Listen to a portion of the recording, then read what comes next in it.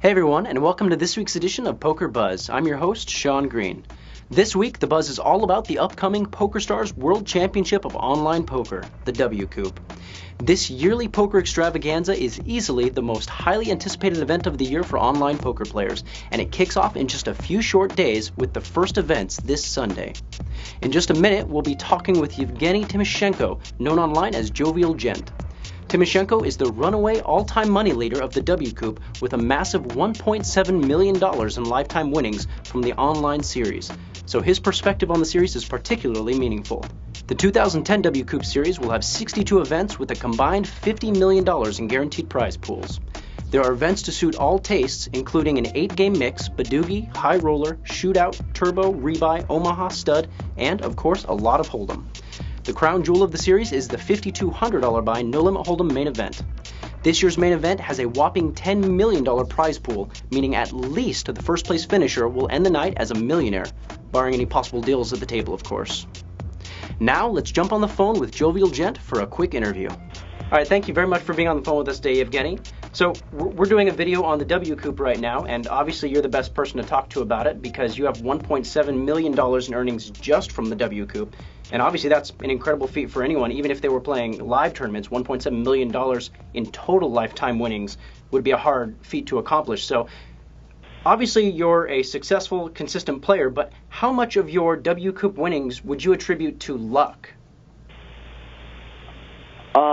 That's a good question. I think I definitely earned it because I think I played pretty well, but in a tournament of this magnitude with as many strong players in the field as the tournament had, it doesn't really matter how good the structure is. You're definitely going to need to run good, and I certainly caught cards at the right moments and was very fortunate to get in some cooler situations.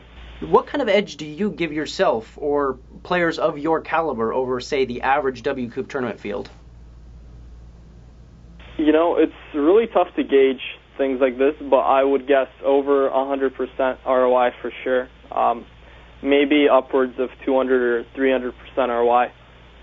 So you don't hold to the idea that maybe a tournament player's edge is a lot smaller than many people perceive it to be. You think that a player can truly get a pretty darn decent edge over the average multi-table tournament player then?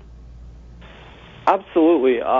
Even in 2009, there was still, and in 2010, I don't see there being a difference. There's going to be a lot of players that qualify in on a satellite and aren't as experienced, and because of the very good structure in the tournament, you're going to be playing deep stack for a very long time, so that allows good players to get in a lot of favorable situations and maximize their edge. Okay.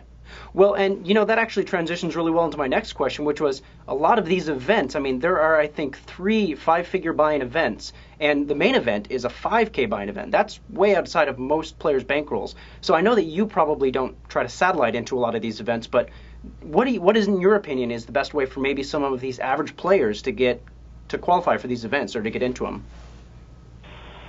Well, I believe PokerStars is running steps to the WCOOP, and that's a really good way to qualify because I think the steps start at as little as $10, $20, and then you can work your way all the way up to $2,000 Singo, where you can I think top 3 qualify for the main event. So that's a great way. And also PokerStars is running a ton of satellites. Just this past Sunday, they had a $260 Extreme satellite with something like 25 seats added. So that's another great tournament with a lot of value where you don't even necessarily have to be a favorite in the field to,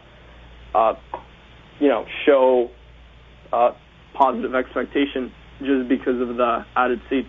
Okay. Well, and actually, I mean, some of the step satellites start at frequent player points or even as low as 750, so they can get in for even more cheaply than you're thinking. The final question that I have for you is, and this is kind of in the same vein, is I know that everything in poker is kind of situation dependent, but can you give is there any fundamental advice that you can give our viewers to ensure long-term success in large field no limit hold'em events like the main event that you took down? I think patience is a really big skill that takes some time to develop, and I think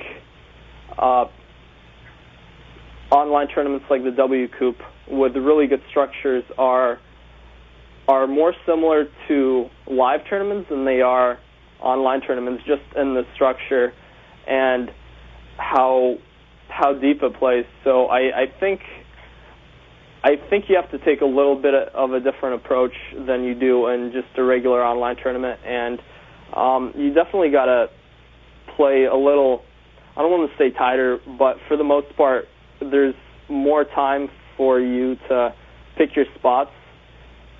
And no, I definitely understand exactly where you're coming from. Basically, don't put yourself in tough situations at the beginning when you don't necessarily need to. Yeah, exactly. Okay. All right, well, that was perfect. I really appreciate you taking the time. I know you're overseas right now, and you're probably really tired, so thanks a lot, and good luck in this year's WCOOP. Thanks a lot. The PokerStars WCOOP is this week's Poker Buzz. Thanks for watching, and catch us again next week here on Card Player TV.